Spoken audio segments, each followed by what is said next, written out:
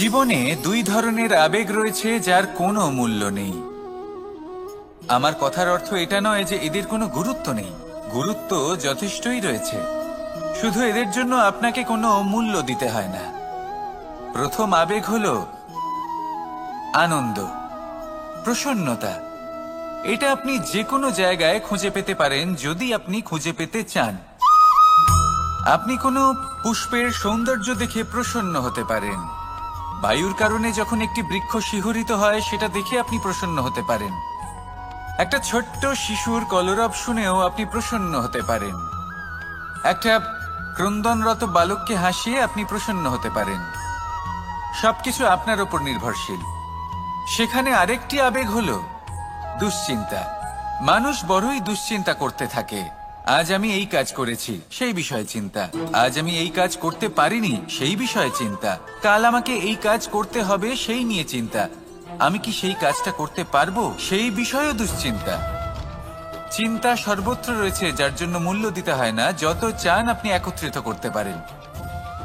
একটা গুরুত্বপূর্ণ কথা মনে রাখবেন, প্রসন্নতা জীবনের একটা নতুন সূত্রপাত। সেখানে দুশ্চিন্তা হলো জীবনের চিতার সমান। এবার এই দুটি আবেগ হলো মূল্যহীন, দুটোই আপনার সামনে আছে। কোনটা চয়ন করবেন আপনি, দুশ্চিন্তা নাকি প্রসন্নতা? সিদ্ধান্ত আপনারই। আসুন আর আমার সাথে ভালোবেসে বলুন, রাধা রাধা। ধন, সম্পত্তি, এগুলো আসলে কি? এগুলো শুধু সেই মূল্য যার দ্বারা আমরা কোনো কিছু অর্জন করতে পারি। এবার এই ধনের দ্বারা এই সংসারে অনেক কিছু লাভ করা সম্ভব, কিন্তু সেই সবকিছুই শুধুমাত্র ভৌতিক বস্তুই হবে, ভৌতিক সামগ্রী, ভৌতিক সুবিধা। অর্থাৎ আপনার কাছে যতই ধন থাকুক, তা আপনাকে শান্তির ঘুম এনে দিতে পারবে না, আপনাকে জীবনের বাস্তব সুখের অনুভূতি লাভ করাতে পারবে না। কারণ এগুলো ভৌতিক ধন, এ ভৌতিক বস্তুই অর্জন করাতে সক্ষম। বাস্তবিক ধন কি? যদি এই প্রশ্ন আপনার মনে আসে, তাহলে তার উত্তর আমি আপনাকে দেব একটা উদাহরণের মাধ্যমে। কখনো আপনি শুনে থাকবেন যে একজন পিতা আজীবন অনিষ্ট করেন, অনর্থ করেন, খারাপ কাজ করেন শুধু ধন অর্জনের জন্য। তিনি ভাবেন যে আমি ধন অর্জন করব আর নিজের সন্তানকে একটা উজ্জ্বল ভবিষ্যৎ প্রদান করব, একটা সুখ স্বাচ্ছন্দ্যময় জীবন দান করব। এবার সন্তান যখন জন্ম লাভ করে, তখন সে ভাগ্যের জোরে সেই ধন ভোগ করে। যেরকম সে পায় সেরকমই তার ব্যবহার সে করে। কখনো আপনি এটাও দেখে থাকবেন যে সেই সন্তান সমস্ত ধন নষ্ট করে ফেলে, আর সেই পিতা যিনি সমস্ত ধন সঞ্চয় করেছেন, যিনি সেই ধনের প্রভু, আজ সেই ধনের প্রহরী হয়ে রয়েছেন। এবার এরকম কেন হয়? এরকম তখনই হয় যখন সেই পিতা বুঝতেই পারেন না যে তার জীবনের আসল ধন কি। সেই আসল ধন তার সন্তানকে সে দিতেই পারে না। যদি পিতা তার সন্তানকে কর্মের জ্ঞান দিতে পারেন, উচিত কোনটা অনুচিত কোনটা সেই শিক্ষা দিতে পারেন, সংস্কারের প্রকৃত শিক্ষা দিতে পারেন, তবে সেটা ধনের থেকে অনেক বেশি গুরুত্বপূর্ণ। এটাই হলো জীবনের বাস্তব ধন। আপনি সেই কথা তো অবশ্যই শুনে থাকবেন, কুসন্তান হলে ধন সঞ্চয় করে কি হবে, সুসন্তান হলে ধন সঞ্চয় করে কি হবে। সন্তান যদি কুপুত্র হয় তাহলে সব নষ্ট করে ফেলবে, আর সন্তান যদি সুপুত্র হয় তাহলে ধন থাকুক না থাকুক, সে নিজেই কর্মের পথে অগ্রসর হয়ে ধন অর্জন করবে আর নিজের জন্য এক উজ্জ্বল ভবিষ্যৎ গড়ে তুলবে। তাই সন্তানকে সম্পদ দেওয়ার আগে কর্মের জ্ঞান দান করুন, সুশিক্ষা দিন, কারণ এটাই হলো জীবনের প্রকৃত ধন। আসুন আর আমার সাথে ভালোবেসে বলুন, রাধা রাধা। বিগত দিনের কিছু কথা মনে পড়ে গেল, এক অদ্ভুত ঘটনা যা অমূল্য শিক্ষা দিয়ে যেতে পারে।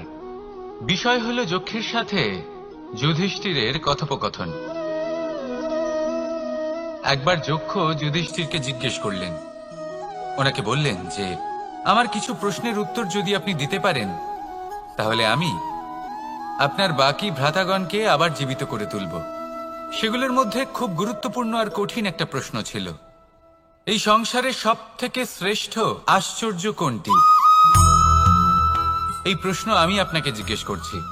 এবার কেউ বলবেন স্বর্ণ দ্বারা নির্মিত লঙ্কা, এটি হলো সংসারের সব থেকে বড় আশ্চর্য। কেউ বলবেন বরফে ঢাকা সেই পর্বত যা আকাশ স্পর্শ করে। কেউ বলবেন সেই সমুদ্র যার গভীরতা মাপা অসম্ভব ব্যাপার। কেউ বলবেন সেই বায়ু যা আমরা দেখতে পাই না, কিন্তু তা আমাদের জীবন দান করে। সংসারের সবথেকে বড় আশ্চর্য কি, সেই প্রশ্নের উত্তর যুধিষ্ঠির দিয়েছিলেন, আর তা ছিল শ্রেষ্ঠ উত্তর এবং উচিত। উনি বলেছিলেন যে সংসারে প্রতিদিন কোনো ব্যক্তি জন্ম লাভ করেন আর কোনো ব্যক্তি মৃত্যুও লাভ করেন। এবার এই কথাটা সবাই জানেন, সবাই বোঝেন যে যখন জন্মেছি তখন কোনো একদিন আমিও অবশ্যই মৃত্যু লাভ করব। এবার যখন এই কথা প্রত্যেকটা মানুষ জানেন, তখন কেন প্রত্যেক মানুষ এই চিন্তায় থাকেন, এই নিয়ে কষ্ট পান, এই নিয়ে ব্যাকুল হয়ে থাকেন যে উনি একদিন মৃত্যু লাভ করবেন, তার থেকে দূরে পালাতে চেষ্টা করেন। বলেন যে আমি মৃত্যু লাভ করতে চাই না। কেন? যেখানে কোনো না কোনো দিন এটা অবশ্যই হবে। এ হলো ব্রহ্ম সত্য। এই যে ব্যাকুলতা, এই ভয়, এই যন্ত্রণা, এই চিন্তা তার মনকে বাঁচতেই দেয় না, এই জীবন অনুভবই করতে দেয় না। সেই জন্য এই চিন্তা, ব্যাকুলতা, ভয় এসবের কি লাভ? কোনো লাভ নেই। সেই জন্য যতক্ষণ জীবনযাপন করছেন প্রত্যেক মুহূর্ত যেন শ্রেষ্ঠ হয়, আনন্দময় হয়, প্রেমের দ্বারা পরিপূর্ণ হয়, সেই চেষ্টা করুন। চেষ্টা করুন যাতে আপনি যে কাজ করছেন তার দ্বারা যেন অন্যের মঙ্গল হয়। এই প্রচেষ্টাই আপনার জীবনকে প্রসন্নতা আর প্রেম দ্বারা ভরিয়ে তুলবে। এই মন সুপ্রসন্ন হয়ে বলবে, রাধা রাধা রাধা রাধা। আপনারা হয়তো ভাবছেন কি আশ্চর্য ব্যাপার, প্রত্যেকবার আমি কথা শেষ হওয়ার পরে রাধা রাধা বলি। এইবার আমি আগেই বলে দিলাম। কারণটা কি? কারণ হলো অত্যন্ত বিশেষ। প্রত্যেকবার কথা সমাপ্ত হবার পরে আপনাদের সবার মধ্যে ভালোবাসা বিতরণ করতে চাই, তাই রাধা রাধা বলি। কিন্তু এইবার এই নতুন এবং বিশেষ সূত্রপাতে প্রথমে প্রেম বিতরণ করা অত্যন্ত আবশ্যক। এবার একটা বিষয় আছে যা জানেন হয়তো সকলেই, কিন্তু বুঝতে খুব কম জন পারেন। এই প্রেম, এই আনন্দ, এই সকল কিছুর সূত্রপাত হয় নিঃস্বার্থ আবেগের দ্বারা। ঠিক যেমন একজন মাতাকেই দেখে নিন। যখনই একজন মাতা সন্তানকে জন্ম দেন, তখন এই সংসার ভুলে যায় যে তার জন্য এটা একটা নতুন জন্ম। কারণ একজন নারী তখন একজন মাতৃরূপে নতুন ভাবে জন্ম নেন। একজন নারী স্ত্রী ও গৃহবধূ রূপে কিছু অধিকার লাভ করে থাকেন, কিন্তু তিনি যখন মা হয়ে যান তখন তিনি শুধুই দান করতে শেখেন। নিজের সন্তানের জন্য কত কিছুই না করেন, তাকে বাৎসল্যের সাগরে ভাসিয়ে নিয়ে যান। এই সংসারে রাজকুমার জন্ম নিতেই পারেন, তাকে রাম এবং লক্ষণ কিন্তু মায়েরাই বানিয়ে তোলেন। একজন গোয়ালা জন্ম নেয়, তাকে দ্বারকাধীশ একজন মাই বানিয়ে তোলেন। পিতা হলেন সেই পর্বত যার একটা অংশ হলো তার সন্তান, কিন্তু মা হলেন সেই শিল্পী যিনি একটা পাথরকে খোদাই করে এমন এক মূর্তি গড়ে তোলেন যাকে সকলে পূজনীয় মনে করেন। তাহলে স্মরণ করুন সেই সকল মুহূর্ত যেগুলি আপনি নিজের মাতার সাথে অতিবাহিত করেছেন। অনুভব করতে পারবেন যে কিভাবে এক মুহূর্তেই এই মন প্রফুল্ল হয়ে ওঠে। এবার এর কারণ কি? এর কারণ হলো এই জীবনের আসল দ্বারই হলো মমতা।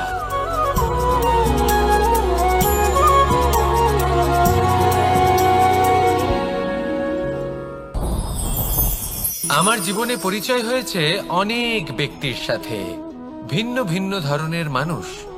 এনাদের সাথে আলাপ হয়ে খুব ভালো লেগেছে, অনেক শিক্ষাও লাভ করেছি। আমি তাদের সাথেও আলাপ করেছি যারা অনেক উচ্চ স্তরে পৌঁছে গেছেন, আবার তাদের সাথেও যারা নিজেদের জীবনে বিশেষ কিছু করতে পারেননি। তাদের সাথেও পরিচয় হয়েছে যারা সফল, আবার তাদের সাথেও যারা অসফল। এবার এই সবই একই রকম মনে হয়। এদের মধ্যে পার্থক্য শুধুই মানসিকতার।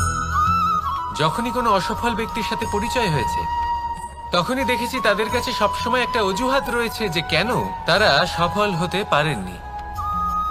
কখনো তারা দোষ দিয়ে থাকেন তাদের ভাগ্যকে, তাদের পরিস্থিতিকে, দোষারোপ করতে থাকেন তাদের মাতা পিতাকে, আত্মীয়দের, বন্ধু বান্ধবদের। কোনো না কোনো অজুহাত সবসময় এদের কাছে থাকে যে কেন তারা সফল হতে পারেননি। সেখানেই যখন সফল ব্যক্তির সাথে পরিচয় হয়, তাদের কাছে সবসময় একটা কারণ থাকে যে কিভাবে এই সমস্যাগুলির ঊর্ধ্বে উঠে সাফল্য লাভ করা যায়। আর সেই কারণ হলো যে যাই হয়ে যাক না কেন, সাফল্য লাভ করতেই হবে। যতই সংঘর্ষ করতে হোক না কেন, যতই সমস্যা আসুক না কেন, সফল আমাদের হতেই হবে। এটাই পার্থক্য মানসিকতার। সত্যি কথা বলতে আপনার আজকের এই মানসিকতা হলো আপনার আগামী ভবিষ্যতের ইমারতের ভিত। এই মানসিকতা যতটা প্রবল হবে, যতটা শুভ হবে, আপনার ভবিষ্যৎ ততটাই বিশাল এবং সুন্দর হবে। তাহলে সমস্যার উপর নয়, সাফল্যের উপর মনোযোগ কেন্দ্রীভূত করুন, জীবনে এগোতে থাকুন, আর আমার সাথে ভালোবেসে বলুন রাধা রাধা। অ দিয়ে অন্ত, আ দিয়ে আরম্ভ। এই দুইয়েরই রাশি সমান। যদি আপনি মন দিয়ে দেখেন তবে দেখবেন এদের সম্পর্ক খুবই নিবিড়। কিভাবে? যখন কোনো কিছু শুরু হয় এটা নিশ্চিত হয়ে যায় যে তা সমাপ্তও হবে। আরম্ভই যদি না হয় তা সমাপ্তও হবে না। যা আরম্ভ হয়েছে তার সমাপ্তি হলো অবশ্যম্ভাবী। এটাই হলো প্রকৃতির নিয়ম, একে এড়ানো যায় না। এবার এই কথা আমরা সকলে জানি। এবার মানুষ কি ভাবে যে সমাপ্তির পরে কি হতে পারে, এর উত্তর তাদের কাছে নেই। তাদের উচিত অন্য কোনো বিষয় ভাবা যা বেশি গুরুত্বপূর্ণ। এবার মানুষ এটা জানে না যে মৃত্যুর পরে কি হতে পারে, কিন্তু এই কথা অবশ্যই জানে যে জন্ম থেকে মৃত্যু পর্যন্ত এই সময়, যাকে আমরা জীবন বলে থাকি, এই সময় আমরা কর্ম করতে পারি। এই কথা তো আমরা জানি। তাহলে এমন কি কর্ম করা যেতে পারে যা আমাদের সমাপ্তির পরও আমাদের প্রাসঙ্গিক করে রাখতে পারে, এই বিষয়ে ভাবা উচিত। যে জন্মগ্রহণ করেছে তার মৃত্যু হবেই, এটা সাধারণ বিষয়। কিন্তু ইতিহাস আজও সেই সকল মানুষজনকে স্মরণ করেন যাদের এই সংসার তাদের মৃত্যু নয়, বরং তাদের জীবনকালে যে কর্ম তারা করেছেন তার দ্বারা মনে রাখেন। সেই কর্মের কারণে এই সংসারে তাদের নাম, তাদের কর্ম, তাদের ব্যক্তিত্ব, তাদের কীর্তি অমর হয়ে থাকে এবং থাকবে। আপনার কাছে এতটা সময় নেই যতটা আপনার মনে হচ্ছে আপনার কাছে আছে। সেই জন্য যত শীঘ্র সম্ভব শ্রেষ্ঠ কর্ম করুন, যতটা পারবেন ততটা অধিক সুকর্ম করুন। এই সংসারে নিজেকে অমর করে তুলুন আপনার মৃত্যুর পরেও, আর আমার সাথে ভালোবেসে বলুন রাধা রাধা। দীপাবলি আমাদের সবথেকে বড় উৎসব। শ্রীরাম রাবণকে পরাস্ত করে 14 বছরের বনবাস কাটিয়ে আবার অযোধ্যায় ফিরে এলেন অমাবস্যার রাত্রে। অযোধ্যায় সবাই খুব প্রসন্ন ছিলেন, খুবই উৎসাহিত ছিলেন। অযোধ্যায় সহস্র প্রদীপ প্রজ্বলিত করা হয়েছিল এই উৎসবে। একে আমরা দীপাবলি বলে থাকি। এবার এই বিষয়ে আমরা সকলে জানি। আপনি কি এটা জানেন যে শ্রীরাম বাস্তবে অমাবস্যার এক রাত আগেই অযোধ্যায় পৌঁছে গেছিলেন?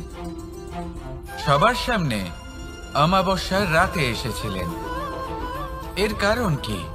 শ্রীরাম প্রমাণ করতে চেয়েছিলেন যে যে কোনো সময়, দিন হোক বা রাত, শুভ বা অশুভ হয় না। শুভ অশুভ কিছু থাকলে তা হলো মানুষের চিন্তা, তার ভাবনা, তার নির্বাচন আর তার কর্ম। নিজেই দেখে নিন, শ্রীরাম শুভ কাজ করে ফিরেছিলেন এবং অমাবস্যার মতো গভীর এক রাত্রিকেও দীপাবলিতে পরিবর্তিত করেছিলেন। এমনটাই যদি আমরা করতে পারি, তাহলে এমন কোন গৃহে যান যেখানে অসহায় ব্যক্তি রয়েছেন, যা অন্ধকারাচ্ছন্ন। আর সেখানে প্রকাশ প্রজ্বলিত করুন। প্রকাশ সহায়তার, প্রেরণার, আশার। যদি এমন কিছু আমরা করতে পারি তাহলে তাকে প্রকৃত অর্থে দীপাবলি বলা যেতে পারে। তাহলে নিজের পরিবারের সাথে দীপাবলি পালন করুন। আপনাদের শুভেচ্ছা জানাই। আসুন আর আমার সাথে ভালোবেসে বলুন, রাধা রাধা। এবার এরকম কেন হয়? এরকম তখনই হয় যখন পিতা বুঝতেই পারেন না যে তার জীবনের আসল ধন কি। সেই আসল ধন তার সন্তানকে সে দিতেই পারে না। যদি পিতা তার সন্তানকে কর্মের জ্ঞান দিতে পারেন, উচিত কোনটা অনুচিত কোনটা সেই শিক্ষা দিতে পারেন, সংস্কারের প্রকৃত শিক্ষা দিতে পারেন, তবে সেটা ধনের থেকে অনেক বেশি গুরুত্বপূর্ণ। এটাই হলো জীবনের বাস্তব ধন। আপনি সেই কথা তো অবশ্যই শুনে থাকবেন, কুসন্তান হলে ধন সঞ্চয় করে কি হবে, সুসন্তান হলে ধন সঞ্চয় করে কি হবে। সন্তান যদি কুপুত্র হয় তাহলে সব নষ্ট করে ফেলবে, আর সন্তান যদি সুপুত্র হয় তাহলে ধন থাকুক না থাকুক সে নিজেই কর্মের পথে অগ্রসর হয়ে ধন অর্জন করবে আর নিজের জন্য এক উজ্জ্বল ভবিষ্যৎ গড়ে তুলবে। তাই সন্তানকে সম্পদ দেওয়ার আগে কর্মের জ্ঞান দান করুন, সুশিক্ষা প্রদান করুন, কারণ এটাই হলো জীবনের প্রকৃত ধন। আসুন আর আমার সাথে ভালোবেসে বলুন, রাধা রাধা। এই সংসারে সবাই বলেন আমি অর্জুনের মতো হয়ে উঠতে চাই। সবাই চায় যে তারাও যেন অর্জুনের মতো গান্ডীব লাভ করে। তারাও চায় যে তাদেরকেও মহাদেব এসে পশুপতি অস্ত্র দান করবেন। তারাও এটাই চায় মহাভারতের মতো মহাসংগ্রামে বিজয়ী হতে। কিন্তু সবাই ভুলে যান যে অর্জুন যা হতে পেরেছিলেন সবকিছুই অর্জন করেছিলেন। যদি আপনিও অর্জুনের মতো গান্ডীব লাভ করতে চান তবে আপনাকেও তার মতোই শ্রেষ্ঠ কাঠ নির্বাচন করতে হবে। সেই কর্ম আপনাকেই করতে হবে।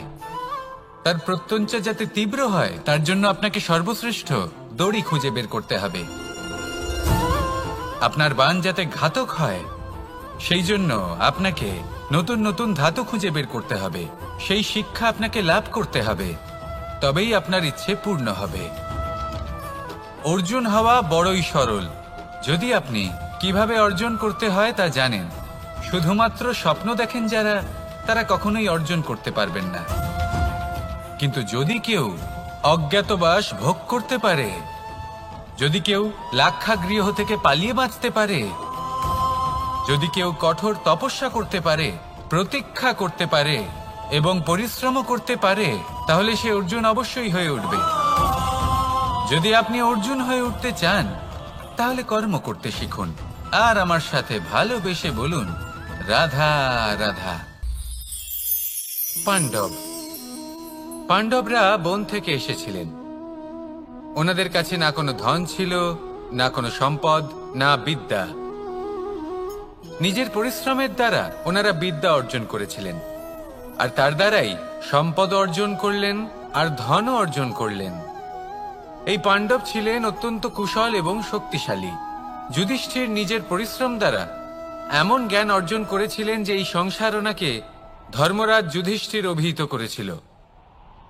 দেখতে গেলে পাণ্ডবদের কাছে সবকিছুই ছিল, কিন্তু যখন বিষয় এলো আরো ধন লাভ করার, তখন যুধিষ্ঠির, যিনি পাণ্ডবদের মধ্যে জ্যেষ্ঠ, তিনি সকল পাণ্ডবদের সাথে দ্যুতক্রীড়ায় অংশগ্রহণ করে ফেললেন।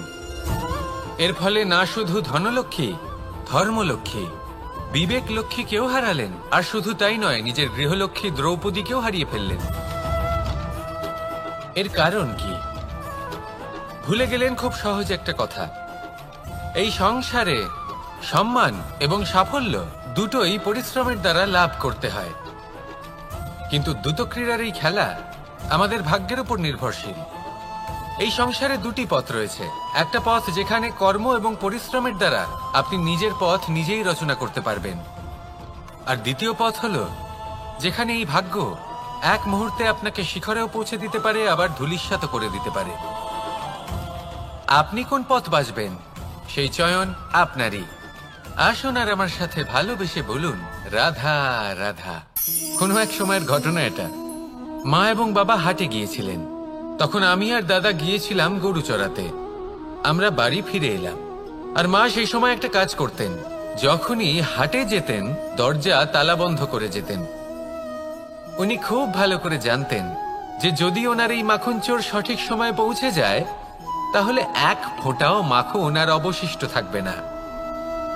এবার ঘটনা কিছুটা এরকম হলো যে মা আর বাবা মাঝে মাঝে হাটে যেতেন, তাই মাঝে মাঝেই দরজা তালা বন্ধ করতে হতো।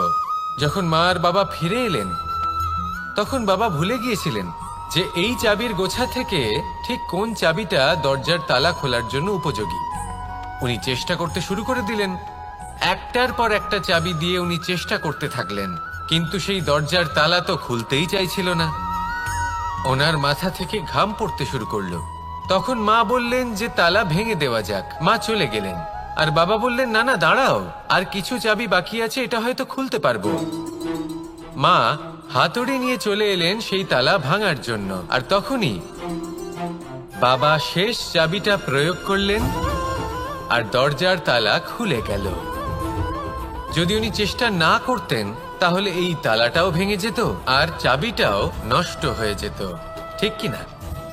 এবার এই ঘটনাটা আমি দেখেছিলাম, আর আমার মনে হলো যে কখনো কখনো এই চাবির গোছার মধ্যে থেকে শেষ চাবিটাও কিন্তু জীবনের দরজা খুলে দিতে পারে।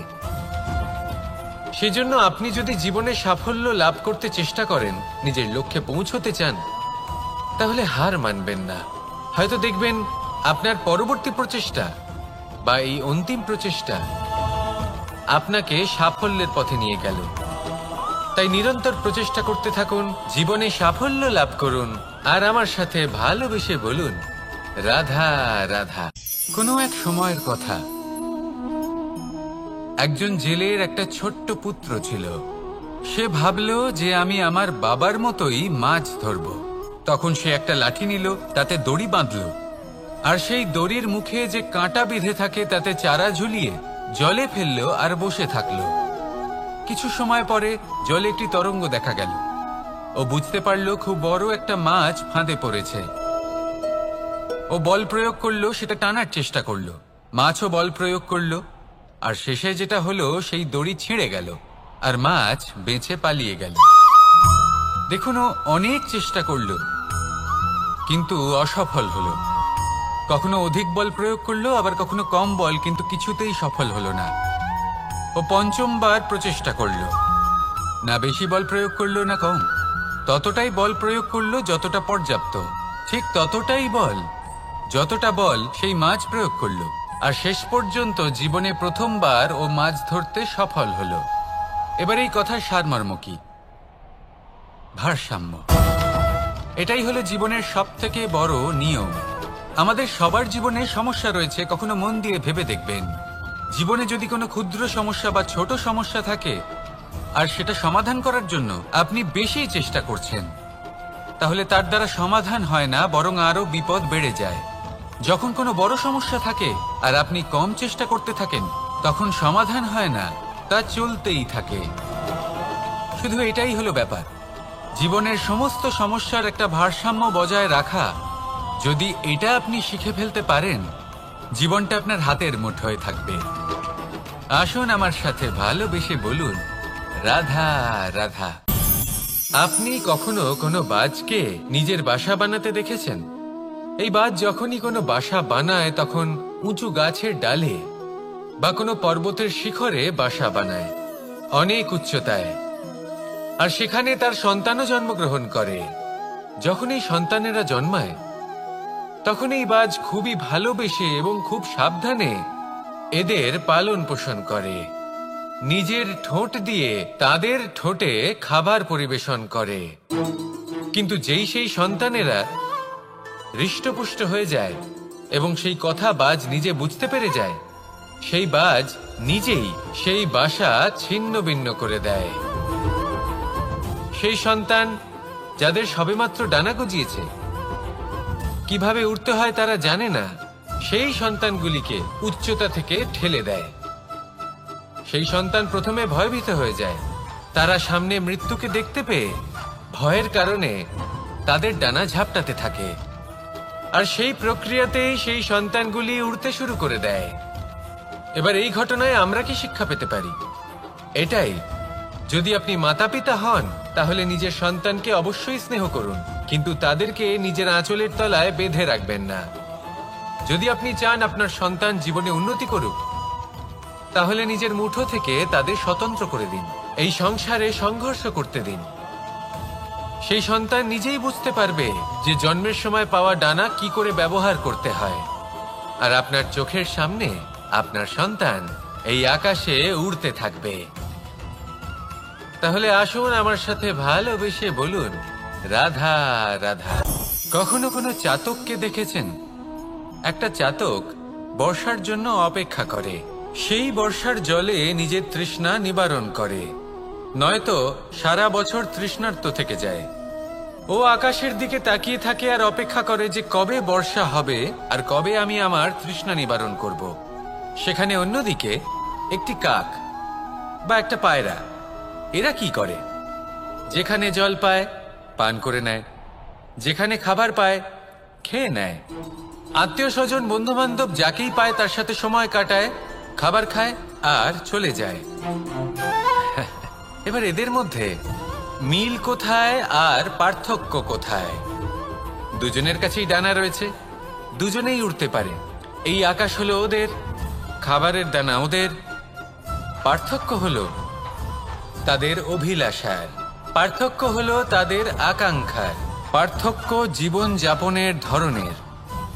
এবার যত বেশি আকাঙ্ক্ষা থাকবে, যত দামি জীবন যাপন করার ইচ্ছে থাকবে, তত বেশি কষ্ট আপনাকে সহ্য করতে হবে। আবার অন্যদিকে জীবন যত সরল হবে, জীবন যাপন যত সরল হবে, সমস্যা ততটাই কম হবে। তাই সবসময় চেষ্টা করবেন আপনার মানসিকতা এবং আপনার জীবন যেন সরল হয়। ভালোবাসতে থাকুন। যদি কেউ আপনাকে ভালোবাসে, তাকেও আপনি ভালোবাসা ফিরিয়ে দিন। তাদের সাথে কথা বলুন, কিছু তাদের কথা শুনুন, কিছু নিজের কথা বলুন। দেখবেন সকল তাপ উত্তাপ দূর হয়ে গেছে। এটাই তো হলো জীবনের সারমর্ম। তাই প্রেমে থাকুন, ভালোবাসুন, আর ভালোবেসে আমার সাথে বলুন, রাধা রাধা। একবার একজন সাধক ওনার শিষ্যদের একটা কাজ দিলেন। একটা দুর্লভ জড়িবুটি নিয়ে আসতে বললেন। এতটাও কঠিন কাজ সেটা ছিল না, কারণ সকল শিষ্য জানতেন যে এই দুর্লভ জড়িবুটি কোথায় পাওয়া যায়। পর্বতের শিখরে। কঠিন কাজ কোনটা? সেখানে পৌঁছনোর সেই পথ, যা ছিল কাঁটায় জর্জরিত, পাথরে পরিপূর্ণ, যেখানে পিছলে পড়ার আশঙ্কা রয়েছে এবং গভীর ক্ষত পেতে পারে সবাই। এবার বেশ কয়েকজন শিষ্য গেলেন, তার মধ্যে কয়েকজনই সেই জড়িবুটি নিয়ে আসতে পারলেন। কারণটা কি ছিল? কিছু শিষ্যের মনোযোগ ছিল শুধুমাত্র লক্ষ্যের দিকে, অর্থাৎ পর্বতের সেই শিখরে। কিছু শিষ্যের মনোযোগ ছিল পথের এই সংকটগুলির ওপর। কিছুজন নিজের সমস্ত মনোযোগ, সমস্ত শক্তি কেন্দ্রীভূত করলেন শুধুমাত্র লক্ষ্যের দিকে। বাকিরা মনোনিবেশ করলেন এই সংকটের থেকে নিজেকে বাঁচাতে। কিন্তু যাদের মনোযোগ শুধু লক্ষ্যের দিকে ছিল, শুধু তারাই জড়িবুটি নিয়ে আসতে পারলেন। কারণ কি ছিল? একটা সহজ ব্যাপার যা আমাদের বুঝতে হবে। আমরা যদি লক্ষ্যে পৌঁছতে চাই, তাহলে বিপদের সম্মুখীন তো আমাদের হতেই হবে, আর কোনো বিকল্প নেই। যন্ত্রণাও হবে, পায়ে কাঁটাও হয়তো ফুটতে পারে, হয়তো পড়েও যেতে পারেন, হয়তো রক্তপাতও হতে পারে। কিন্তু তার সাথেই সাফল্য অর্জনের যে আনন্দ, সেটাও পাওয়া যায়। সেই জন্য নিজের মনোযোগ সবসময় লক্ষ্যের দিকে রাখুন, পথের সেই বিপদগুলির দিকে নয়। সত্যি কথা বলতে, এই বিপদ এটা কিছুক্ষণের, আজ আছে কাল নাও থাকতে পারে। কিন্তু যদি লক্ষ্যকে প্রাপ্ত করতে পারেন, তাহলে তার আনন্দ আপনার সাথে সারা জীবন রয়ে যাবে। তাহলে লক্ষ্য প্রাপ্ত করুন আর আমার সাথে ভালোবেসে বলুন, রাধা রাধা। আমরা কখন উচিত কাজ করি, কখন অনুচিত কাজ করি, কখন পুণ্য করি আর কখন পাপ করি, কখন ন্যায়ের পথে চলি আবার কখন অন্যায়ের পথে চলি, তা দুজন ব্যক্তি বুঝতে পারেন, পরমাত্মা আর অন্তরাত্মা। এবার প্রত্যেক মুহূর্তে কি হয় পরমাত্মা সবই জানেন, তার কাছে কিছুই গোপন নয়। কিন্তু প্রত্যেক মুহূর্তে আপনার কি করা উচিত সেটা উনি এসে আপনাকে বলতে পারবেন না। সেই জন্য আমাদের ভেতরে অন্তরাত্মা আছে, আমাদেরই চেতনার একটি অংশ। একবার চোখ বুঝে দেখুন, অন্তরাত্মার মধ্যে নিমজ্জিত হয়ে ভাবুন আর বোঝার চেষ্টা করুন। এই অন্তরাত্মা সবসময় আপনাকে শুভ কাজ করার জন্য প্রেরিত করেন আর অশুভ কাজ করা থেকে বিরত করেন। এই অন্তরাত্মার কথা মানতে থাকুন, পরমাত্মা সবসময় আপনার কাছেই পাবেন। আসুন আর আমার সাথে ভালোবেসে বলুন, রাধা রাধা। মানুষের জীবনে দুই ধরনের আবেগ থাকে যা চিরকাল তার সাথে বসবাস করে। প্রথম, স্বপ্ন। দ্বিতীয়, অজুহাত। মানুষ হাজার হাজার স্বপ্ন দেখতে পারে। আমাকে এই কাজ করতে হবে, আমাকে ওখানে ঘুরতে যেতে হবে, আমায় জীবনে এই অসম্ভব কাজ বাস্তবায়িত করে দেখাতে হবে, আদি ইত্যাদি। এবার ঠিক যেমন স্বপ্ন দেখেন সেইভাবে অজুহাতও খুঁজে নিয়ে আসেন। আমি এই স্বপ্ন পূরণ করতে পারলাম না, কারণ আমাকে কেউ সাহায্যই করল না, কারণ আমি দুর্বল হয়ে পড়েছিলাম, কারণ আমার কাছে সময়ই ছিল না, আদি ইত্যাদি। এবার সাফল্য এবং অসফলতার মাঝখানে এই ধরনের সংঘর্ষ হতে থাকে। সাফল্য তখন লাভ করা সম্ভব যখন আপনার স্বপ্ন আপনার অজুহাতের থেকে অনেক বড় হয়, আর অসফলতা তখন পাবেন যখন আপনার অজুহাত আপনার স্বপ্নের থেকে অনেক বড় হয়। আপনি যদি সাফল্য লাভ করতে চান তাহলে চেষ্টা করতে থাকুন, পরিশ্রম করুন। যদি অসফল হন তাহলে ভয়ভীত হওয়ার কোনো প্রয়োজন নেই। নিজের ভুল বুঝুন, তাকে শুধরে নিন, আবার চেষ্টা করুন। কিন্তু যদি নিজের জীবনে অজুহাত নিয়ে আসেন তখন স্বপ্ন কখনো পূরণ হবে না। আসুন আমার সাথে ভালোবেসে বলুন, রাধা রাধা। এমন কিছু রয়েছে মানুষের মনে, তাদের জীবনে এমন এক আবেগ যা সর্বজন বিদিত, যা সবাই জানেন যে উপস্থিত আছে। সেটাকে আমরা সমস্যা বলে থাকি। এমনিতে আমরা সকলেই জানি যে এমন কোনো গৃহ নেই যেখানে মৃত্যুর ছায়া পড়েনি, এমন কোনো বৃক্ষ নেই যার দ্বারা ওষুধ তৈরি সম্ভব নয়, এমন কোনো অন্ন নেই যা সময়ের সাথে বিষ বা অমৃতে পরিণত হতে পারে। এবার এই সমস্যাগুলি কোনো ব্যক্তির জন্য সমস্যা হতে পারে, কিন্তু নিজে থেকে এরা কোনো সমস্যাই নয়। এরা আসে আমাদের সাহায্য করতে, আমাদের কিছু শেখাতে। আপনি নিজেই দেখুন, পর্বতের শিখর থেকে কোনো এক পাখি পড়ে গিয়ে নিজের প্রাণ ত্যাগ করলো। সেটা কখন সম্ভব? যখন সেই পাখি ওড়ার চেষ্টাই করে না। তখন যখন কোনো ব্যক্তি জলে পড়ে যান এবং ডুবে গিয়ে নিজের প্রাণ হারান, এর সম্ভাবনা কখন বেশি থাকে? যখন সেই ব্যক্তি সাঁতার কাটার চেষ্টাই করেন না। তখন এই সমস্যা প্রত্যেকের জীবনে থাকবেই, কিন্তু এটা মনে রাখা প্রয়োজনীয় যে কোনো সমস্যা পরিস্থিতির কারণে সমস্যা হয়ে ওঠে না।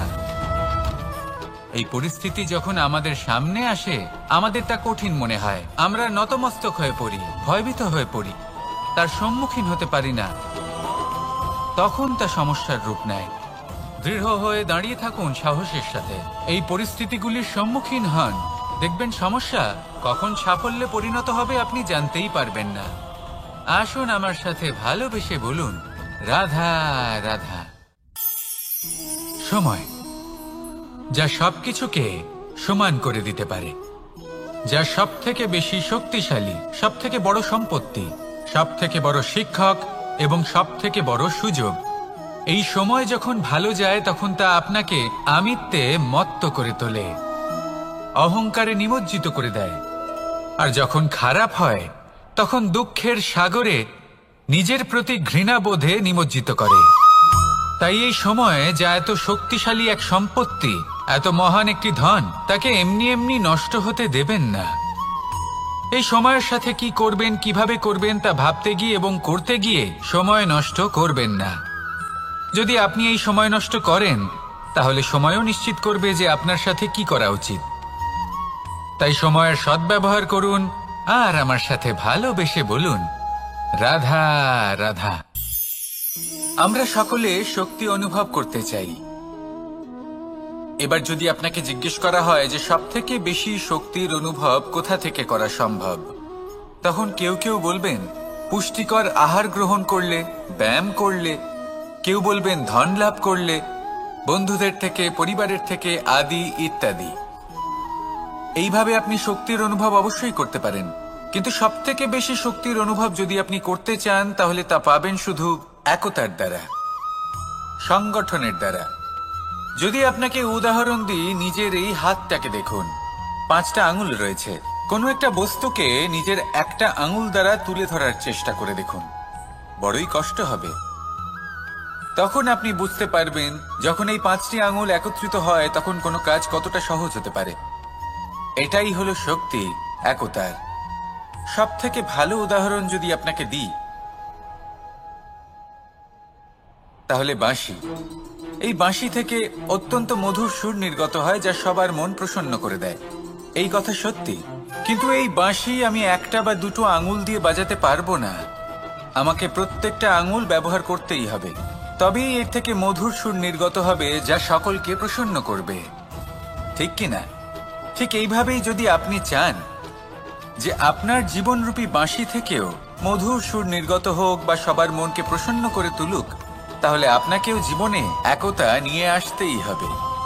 আপনি একাও কর্ম করতে পারেন, পথ চলতেও পারেন, সামনেও এগোতে পারেন, সাফল্যও লাভ করতে পারেন। কিন্তু যখন সকলে একসাথে এগোবেন, সেই পথে চলবেন, সেই কর্মই করবেন, তখন লক্ষ্যে অবশ্যই পৌঁছবেন, সাফল্য অবশ্যই লাভ করবেন। কিন্তু সেই সাফল্য এবং তার আনন্দর সংমিশ্রণটাই একটু অন্যরকম হবে। তাই জীবনে ঐক্যবদ্ধ হন, একসাথে মিলে এগোতে থাকুন, আর আমার সাথে ভালোবেসে বলুন রাধা রাধা। জীবনে 2 ধরনের আবেগ রয়েছে যার কোনো মূল্য নেই। আমার কথার অর্থ এটা নয় যে এদের কোনো গুরুত্ব নেই, গুরুত্ব যথেষ্টই রয়েছে, শুধু এদের জন্য আপনাকে কোনো মূল্য দিতে হয় না। প্রথম আবেগ হলো আনন্দ, প্রসন্নতা। এটা আপনি যে কোনো জায়গায় খুঁজে পেতে পারেন যদি আপনি খুঁজে পেতে চান। আপনি কোনো পুষ্পের সৌন্দর্য দেখে প্রসন্ন হতে পারেন, বায়ুর কারণে যখন একটি বৃক্ষ শিহরিত হয় সেটা দেখে আপনি প্রসন্ন হতে পারেন, একটা ছোট্ট শিশুর কলরব শুনেও আপনি প্রসন্ন হতে পারেন, একটা ক্রন্দনরত বালককে হাসিয়ে আপনি প্রসন্ন হতে পারেন। সবকিছু আপনার উপর নির্ভরশীল। সেখানে আরেকটি আবেগ হলো দুশ্চিন্তা। মানুষ বড়ই দুশ্চিন্তা করতে থাকে। আজ আমি এই কাজ করেছি, সেই বিষয়ে চিন্তা। আজ আমি এই কাজ করতে পারিনি, সেই বিষয়ে চিন্তা। কাল আমাকে এই কাজ করতে হবে, সেই নিয়ে চিন্তা। আমি কি সেই কাজটা করতে পারবো, সেই বিষয়েও দুশ্চিন্তা। চিন্তা সর্বত্র রয়েছে, যার জন্য মূল্য দিতে হয় না। যত চান আপনি একত্রিত করতে পারেন। একটা গুরুত্বপূর্ণ কথা মনে রাখবেন, প্রসন্নতা জীবনের একটা নতুন সূত্রপাত। সেখানে দুশ্চিন্তা হলো জীবনের চিতার সমান।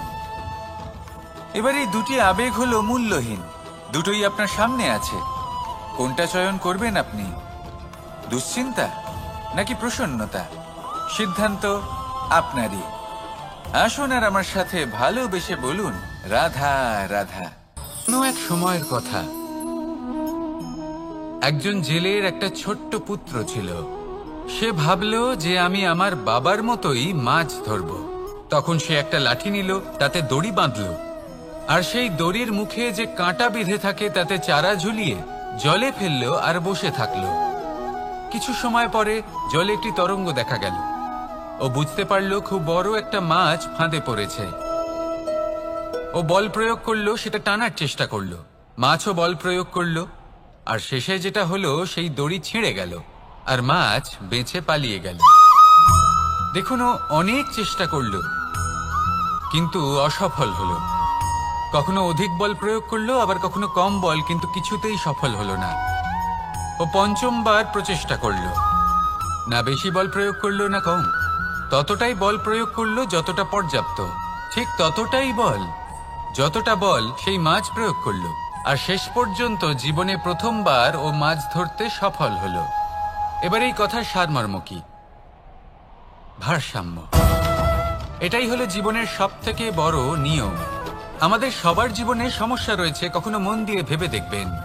জীবনে যদি কোনো ক্ষুদ্র সমস্যা বা ছোট সমস্যা থাকে আর সেটা সমাধান করার জন্য আপনি বেশি চেষ্টা করছেন, তাহলে তার দ্বারা সমাধান হয় না, বরং আরো বিপদ বেড়ে যায়। যখন কোনো বড় সমস্যা থাকে আর আপনি কম চেষ্টা করতে থাকেন, তখন সমাধান হয় না, তা চলতেই থাকে। শুধু এটাই হলো ব্যাপার। জীবনের সমস্ত সমস্যার একটা ভারসাম্য বজায় রাখা, যদি এটা আপনি শিখে ফেলতে পারেন, জীবনটা আপনার হাতের মুঠোয় থাকবে। আসুন আমার সাথে ভালোবেসে বলুন, রাধা রাধা।